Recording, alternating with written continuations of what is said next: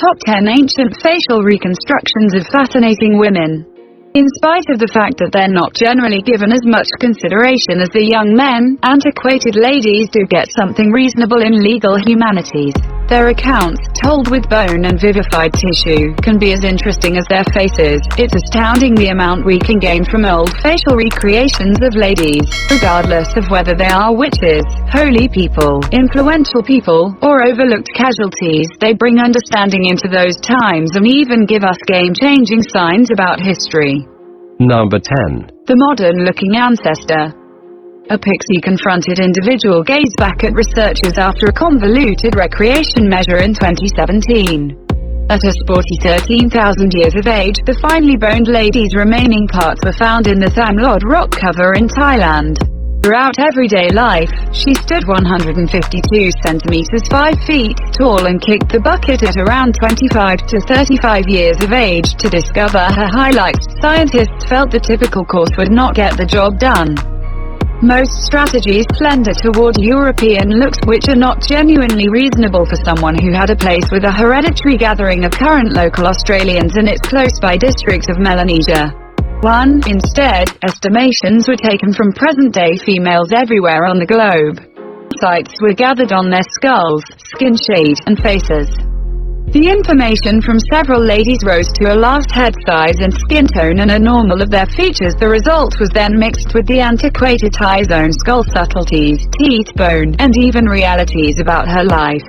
This new method uncovered a lady who could be mistaken for an advanced individual in spite of being brought into the world 13 centuries prior. Number 9. The black market victim. In the 18th century, a young lady passed on in Scotland. Her name and biography are obscured, yet a stomach-stirring account is carved in her skull. The lady's remaining parts were recuperated from a plot saved for the perished, not guaranteed, ordinarily on the grounds that the families were too poor to even think about paying for a funeral. Paupers make for exploitable cadavers. During that time, there was an extraordinary requirement for bodies no one would miss. The Edinburgh Royal Infirmary once remained inverse the graveyard, and the clinic staff worked two jobs by selling body parts to the city's clinical underground. The lady, who was in her late 20s or mid-30s, had a separated skull denoting her as one of Edinburgh's first examinations. The front teeth had additionally been talked out. Researchers accept that low-paid laborers offered them to the then-flourishing business sector for false teeth made with genuine teeth. It isn't clear why she passed on. In any case, after death, specialists sawed open her head, likely for research purposes. Edinburgh Royal Infirmary was a leader in clinical exploration. However, the unknown lady's treatment featured the criminal practices that went with it.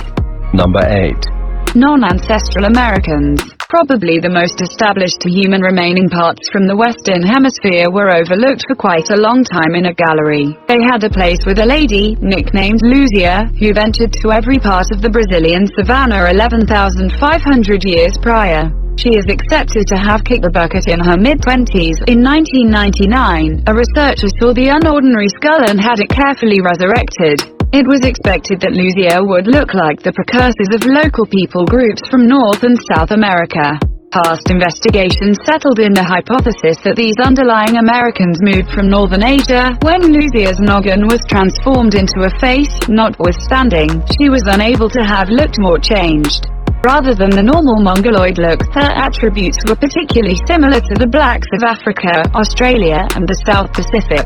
This antiquated Brazilian could demonstrate that another gathering, separate from different indigenous individuals in the Americas, was among the soonest to arrive. Another 37 different skeletons were found in what could be the most seasoned American burial ground at close-by Lagoa Santa. These 37 people seemed to have Luzia's highlights and were examined in 2005. Yet, there are as yet contending speculations regarding where Luzia started. Number 07. The Inora de Cao. Long before the Incas, the Moche culture flourished in Peru. One of their most iconic mummies is the 1,600-year-old Senora de Cao. Her body was unearthed in 2005 from a tomb on the north coast and was filled with rich goods, suggestive of high rank. She stays in a climate-controlled room which is not visitor-friendly.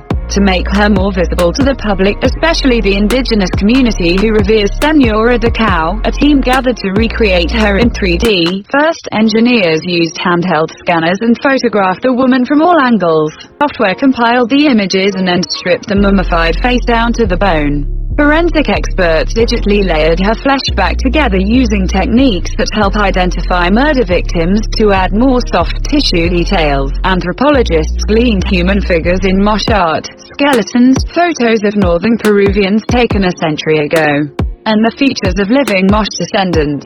The head was 3D printed before artists added clothing as well as skin and eye color. The result was striking. Instead of a ravished mummy, visitors can now view a high-cheeked woman in her 20s who looks remarkably alive. Number 06. The Spitalfields Woman. In 1999, archaeologists were exhuming an archaic cemetery when they found a cryptic lady. Situated at Spitalfields outside the Roman city of Londinium, her case was as exceptional as it was unexpected. A huge stone casket contained a lead coffin finished with scallops. At the very heart were the bones, when wearing gold-weaved silk. The lady's luxuriousness and curios put her demise at around AD 350. Past that, little else was certain. Two things recommended that she followed an Eastern puzzle religion. A few emerged during the 4th century, including Christianity. The scallop shell was a Christian image, yet specialists accept that the lady picked another, to some degree merrier cult. The second strict association was a cup. The glass thing took after another found in a French entombment, which had contained wine. Around this time, London's Temple of Mithras had a place with Bacchus, the Lord of Wine. Analysis of her teeth indicated that she was not local to Britain. The hypothesis that she hailed from France or Spain left her facial recreation with particular dull looks. Dental isotopes in the end uncovered the lady as the main checked individual from Roman Britain conceived in Rome. Number 05. The Long-Headed Korean. A few societies once rehearsed skull choking to cause their heads to show up longer. A lady found in Korea might be the normal special case. While burrowing at Gyeongju, the capital of the antiquated kingdom of Silla, 57 BC AD 935, something uncommon was unearthed. Silla graves with saved remaining parts are elusive. In 2013, Gyeongju yielded a final resting place with almost a full skeleton of a lady who kicked the bucket similarly as she moved toward her 40s.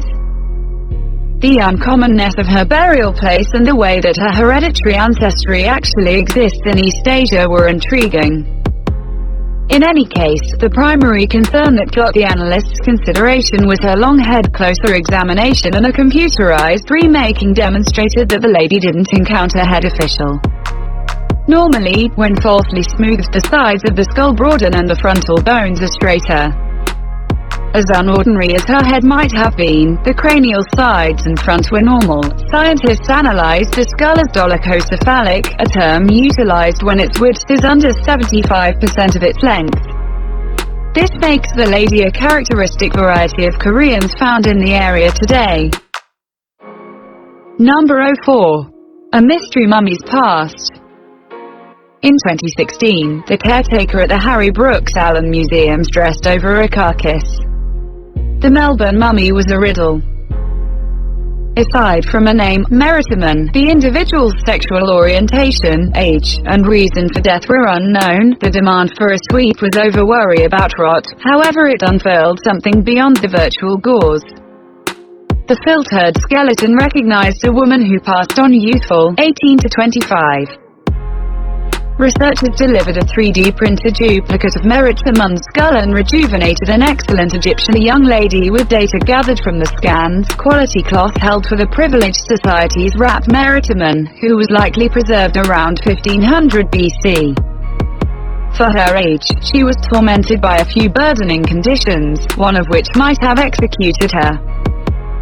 Diminished and pitted bones implied that she experienced either sickliness or malarial parasites. Though both genuine conditions, analysts accept that Meritiman most likely passed on in light of her sweet tooth.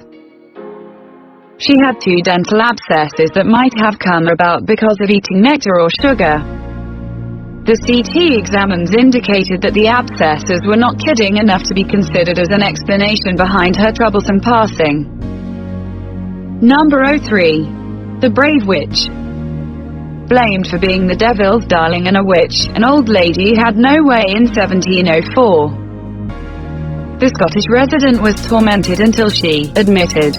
Sentenced to death, Lilias Adey was resolved to shield other ladies from similar fate, enduring shocking cross-examinations intended to get names. She guaranteed that she was unable to give any in light of the fact that witches at social affairs wore veils. She passed on in jail, and some trust it was by her own hand. Convention called for witches to be singed at the stake so the devil couldn't raise the bodies. Most bizarrely, Lilias was covered along the Fife Coast during the 20th century, her skull was shot, and in 2017, measurable researchers contemplated whether recreation was conceivable utilizing the pictures as the principal source. Lilias' skull was missing, however not at this point. Her appearance, a blend of criminological procedures, the photos, and the most recent virtual model programming uncovered one of the numerous casualties oppressed for black magic. A long way from appearing as though she was going to nuke the town, Lilias had a grandmotherly face that no one would fear today. Number 02. The Oldest American. Luzia from Brazil might be the most seasoned, non-familial skeleton from the Americas, yet another is identified with Native Americans, and significantly more antiquated. The Ice Age youngster, nicknamed Naya, tumbled to her demise in Mexico 12,000 to 13,000 years back. She stayed in the profound submerged pit until 2007 when jumpers visited the site on the Yucatan Peninsula. When it comes to verifiable figures whom one needs to look at without flinching, Naya was a conspicuous decision. Analysts needed to meet the most seasoned American. They were astounded when she appeared as a sculpture. Genetically, there is no uncertainty about Naya's connection with later Native Americans. They share a typical progenitor from Siberia. However, neither looked like the other in the smallest. Her highlights were sudden, and Naya's skull shape was not regularly Siberian. Instead, the structure was more explicit to South Pacific or African groups. There is no prepared response to clarify why. A few researchers recommend that regular choice changed how Native Americans investigate time. However, others alert that Naya could simply be a characteristic variety of the populace. Number 01. The Magdalene Candidate. In the south of France, a basilica has watched human remaining parts for almost 2,000 years. Supposed to be those of Jesus' female messenger Saint Mary Magdalene, the skull gazes out from a showcase case. Just all things considered, Mary Magdalene is known as the missionary to the missionaries, particularly by the Roman Catholic Church. The heavenly relic is fairly bizarre. It is dark wood-aged, with hair strands actually sticking to it, and the skull is installed in an individual-formed brilliant bust. The head was last taken care of in 1974, and as of late, researchers got authorization to reproduce the lady's face. The group needed to fight with accepting several pictures as they were not permitted to eliminate the skull, contact it, or take DNA tests. Applied criminological procedures uncovered the conceivable essence of one of the Bible's most disputable figures. She was not at this point youthful, yet at the same time a striking glancing lady in her 50s. The conspicuous nose, brown face with high cheekbones, and earthy-colored hair supplemented her Mediterranean plummet. Like problematic stories portraying Mary Magdalene as a whore, lead missionary, or Jesus' better half, it can't be said with sureness that the skull is actually that of the holy person.